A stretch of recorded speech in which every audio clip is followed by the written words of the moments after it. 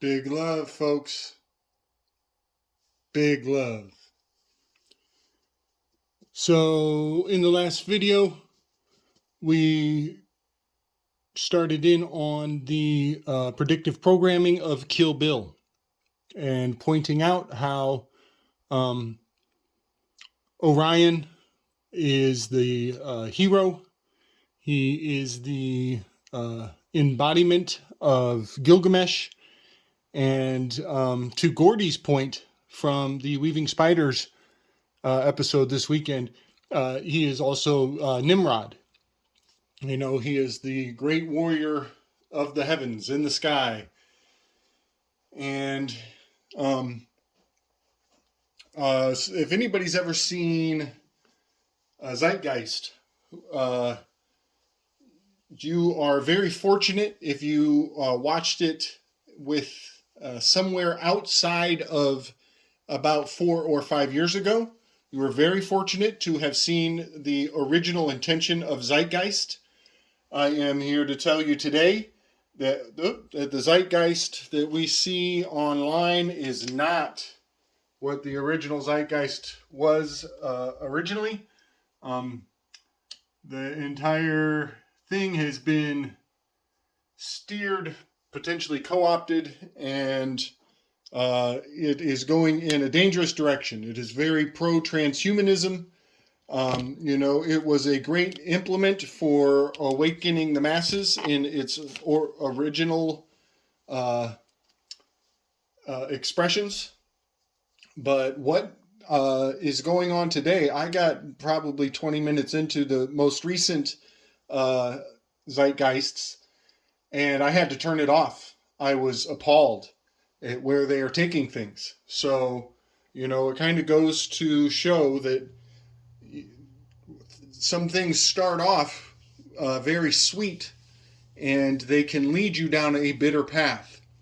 So just be mindful. If you watched Zeitgeist in the past, probably 4 or 5 years, I don't know the dividing line there, but the original one was very valuable. What is out there today is dangerous. It has been steered, much like certain other movements of consciousness that we could point out recently.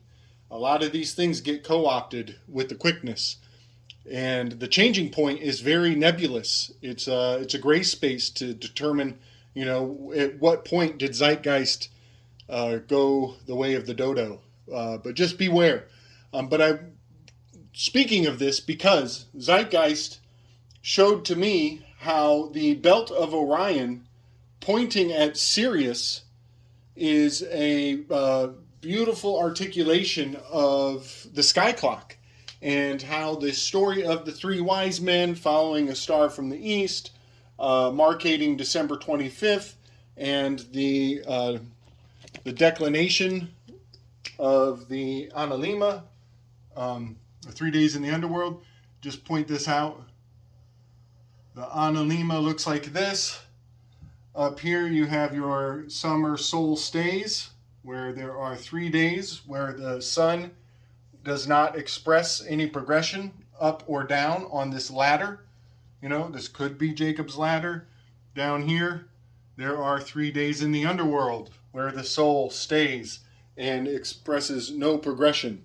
And at the point where Orion's belt and Sirius are aligning on the horizon in the eastern sky, that is when you know that you are expressing this 3 days in the underworld. And there's your 3-3. You put 3 and 3 together, and you get an 8.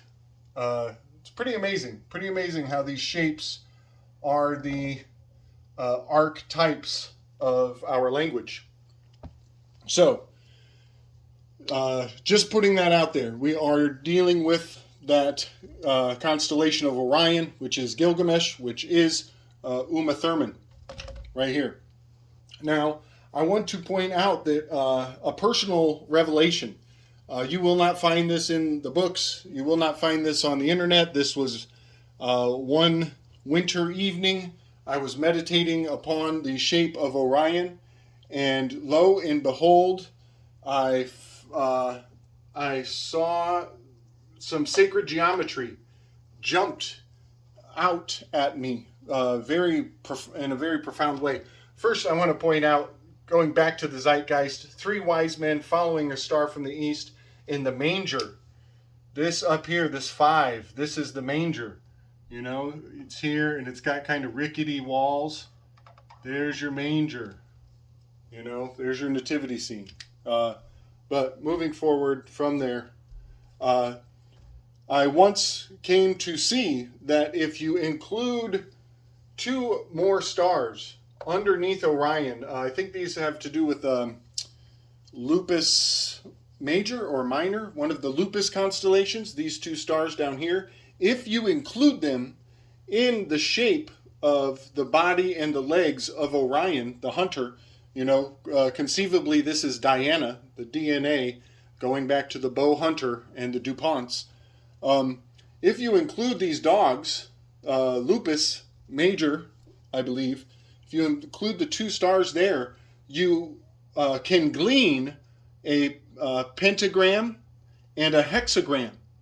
And I just happen to know that those are 2 shapes that are considerably significant to the world of magic. You know, here, I'll do it over here. There is, in its own right, there is something oppositional about the 5 to the 6. So you get the 5 pointed, and then you get the, let's see, my marker will let me express it, and you get the 6 pointed stars. And there is fundamental antagonism between these 2 geometric concepts, and they are expressed politically and territorially and culturally. So there's much to think about, that they are, you know, the fruit of the same tree, to say the least. So just moving forward with, you know, the 5 above, the 6 below, and as the heavens rotate, if you were in the southern hemisphere, you know, the 6 would be above and the 5 would be below. So there's your, you know, the tumult, the turning of the age, and this above and below, below and above, much geometric significance to Orion. And if you want to go out and look at it with your own 2 eyes, you will see what I'm talking about. It stands out very clearly. So moving into the Urim and the Thummim. First, I will point out that in Hermetic wisdom, odd numbers are masculine, even numbers are feminine. And so here we have the 5 over the 6. And as I just mentioned, they're rotating over each other as the sky clock turns. That is an expression of Lilith and Adam and their acrimonial origin story, where who's going to be on top, who will be on bottom, is very much expressed in this Adam and Eve dynamic, all kind of falling back into the school of Hermetic truth, and the 7 Hermetic truths could be considered 7 seals, and the final seal is gender. The last of those truths is the dynamic nature of gender as a universal truth. And again, I mentioned this in my last video, but we are dealing with duality. Only the Sith deal in absolutes. And when you deal with duality, you are dealing in absolutes. Because if you get it a little bit wrong, you are 100% wrong. And if you get it right, you get it 100% right. And so on this list, I've probably made some mistakes. I've probably gotten some of these 100% wrong. But I will point out that there is some consistency in these truths. And another point, as we roll through that dynamic of above and below, below and above, I will bring to bear the mythology of Mercury on his birthday, leading the bulls back and forth, Bostrophodon. This is bi-directional text. As the ox plows, as the OX plows, things will go one direction, then the other. The season goes this way, then this way. So we have languages of the West go from left to right. Languages of the East go right to left. And that duality of the two sides, East and West, is building the Tower of Babel. And Aramaic is the only remaining language that uses Bostrophodon writing. And during World War II, Aramaic writing became appropriated, and now it's Arabic. There's primarily Arabic in the place where Aramaic once was. So Bostrophodon writing has much to do with the Tower of Babel, has much to do with the sun pillar, moon pillar, the duality, bidirectional text, and English versus Hebrew. So just hold that in your back pocket as I roll through the duality of the Sith Lords of our day. So we've got the 5 and the 6, the penta and the hexa. And that is, for anybody who does tarot, they will recognize that as your minor arcana. 56 cards make up the minor arcana. Very significant numbers when you see them laid out before you. So a lot of what I'm going into here is further substantiated with the line of research that Michael Wan has laid out. So I want to put that out there. Big ups to Michael Wan, who just put out a show today with, or yesterday, with Mr. Carlwood. Yet again, here I am in the wake of Greg Carlwood's masterful works. So just so you know, a lot of this will fall back on Michael Wan's research in the Susquehanna Alchemy channel and a lot of what he's brought to bear. So I'm just going to blaze through a list of this duality, the Thummim and the Urim. And again, this is multicultural. This has a place in Greek mythos. It has a place in Hebrew mythos. And you better believe it has a place in modern day American mythology as well. So the Urim and the Thummim are the two stones that Hercules would use to pass judgment on man. The white stone would yield a positive result. The black stone would yield a negative result. And these are fundamentals. This is the black and white checkerboard. This is the Aristotelian checkerboard floor of the Masonic temples. That black to white, the duality of the Sith mentality.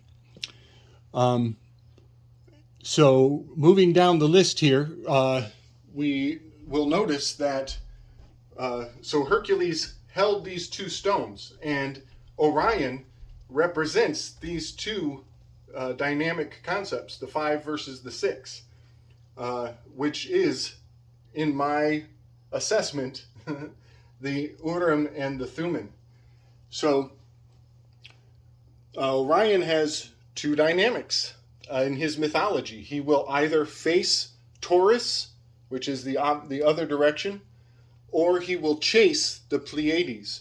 And you will notice the chase and face are so very similar, but they have just that first consonant altered, and you get that duality. He's either making a stand or he's on the move, fight or flight.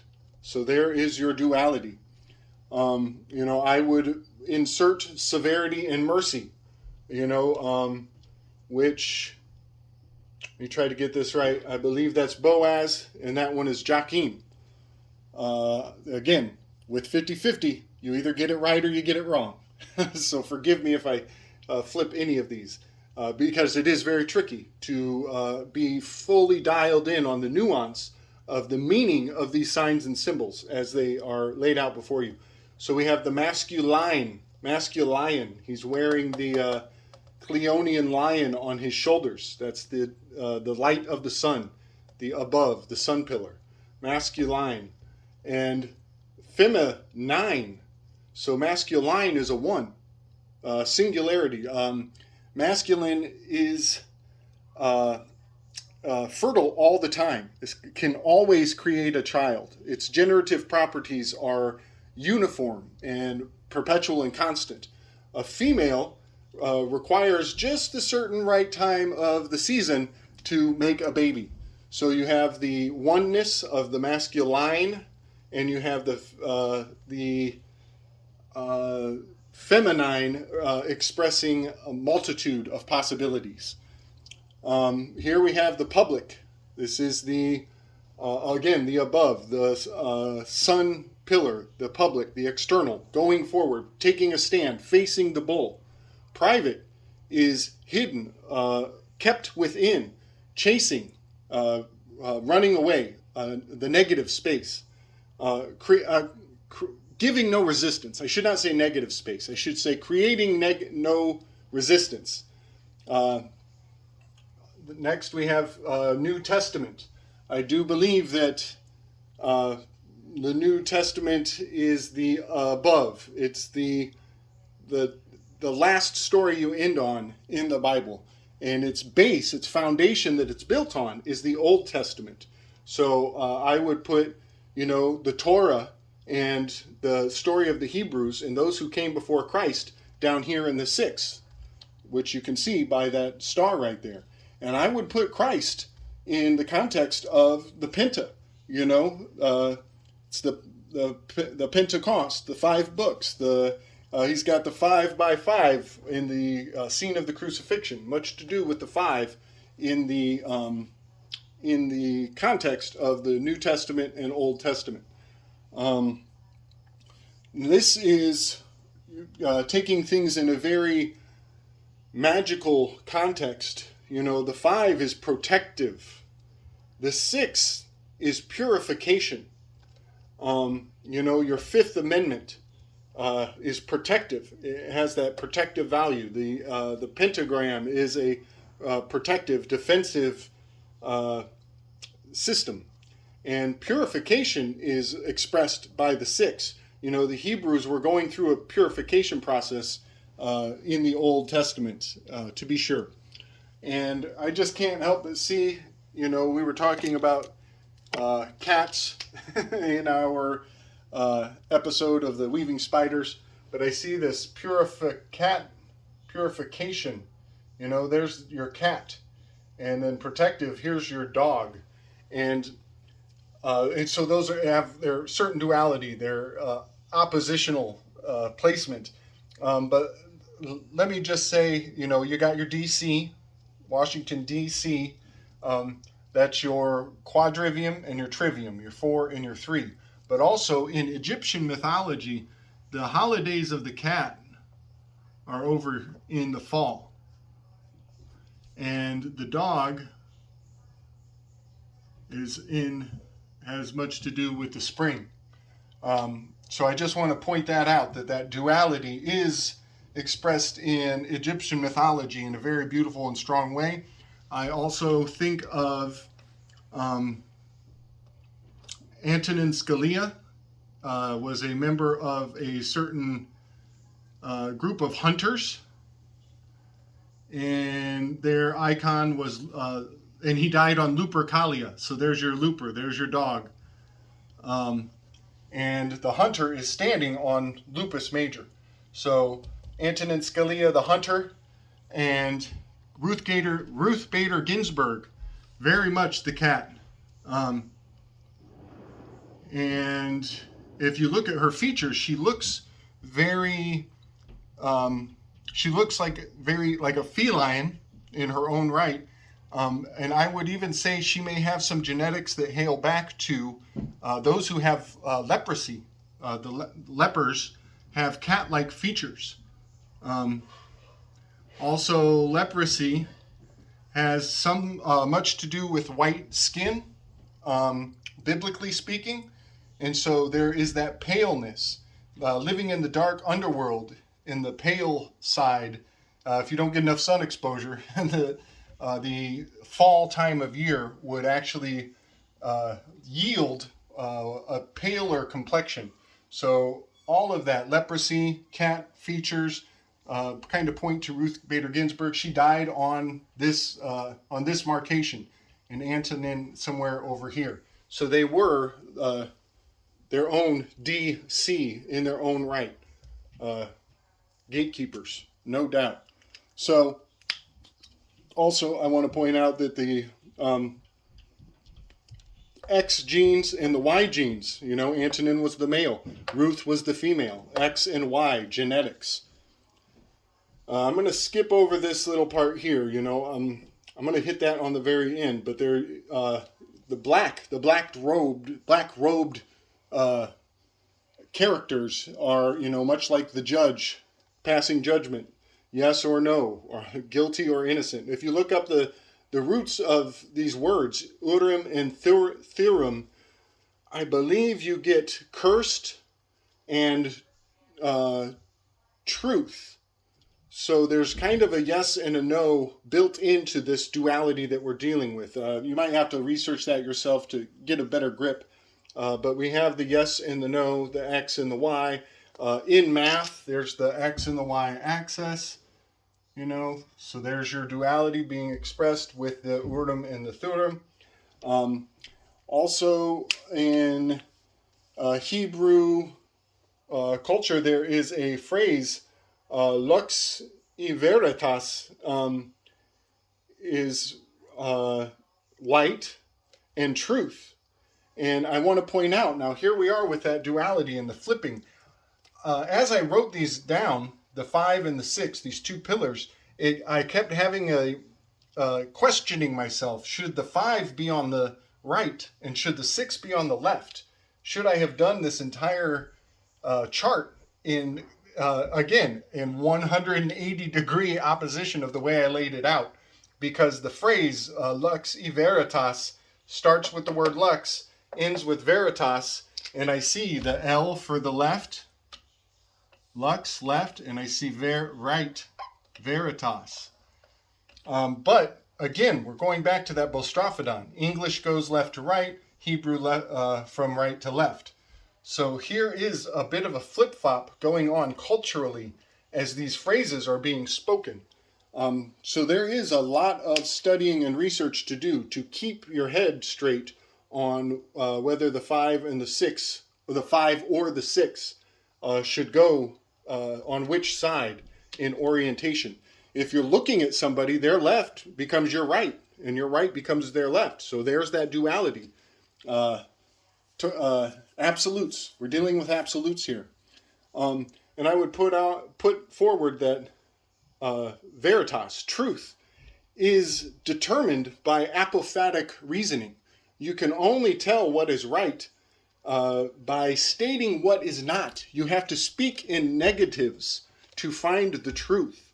And that is so profound philosophically. Apophatic reasoning, knowing what something is not, is the best way to find out what it is.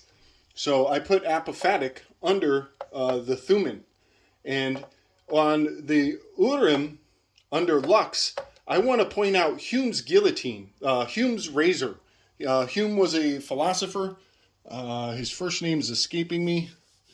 Might have been John, Jimbo, Hume. I forget his first name. But Hume's guillotine is very profound as it challenges the fundamentals of science and puts forward that science can only tell you that which is. It cannot tell you what you should do.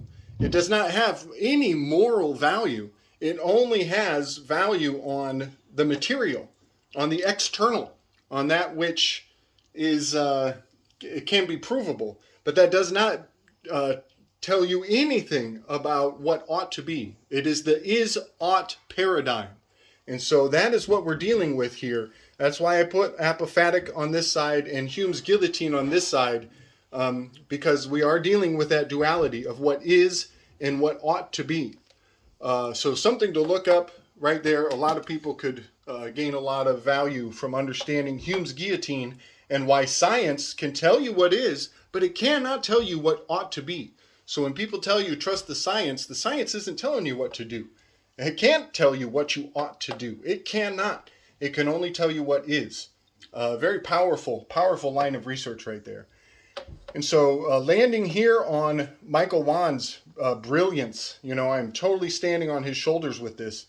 But in his Susquehanna alchemy research, he has found that the river of the Susquehanna ends in a Y shape. It has a very important branch, and that branch, if you go in one direction, at the end of that river, at the end of the source of that flow of information, you will find anthracite coal, an incredibly rare stone that burns with no smoke whatsoever. And on the other branch of the river, you will find the Herkimer diamonds, which are double terminated diamonds, double terminated quartz, also extremely rare. These incredibly rare stones are infinitely valuable.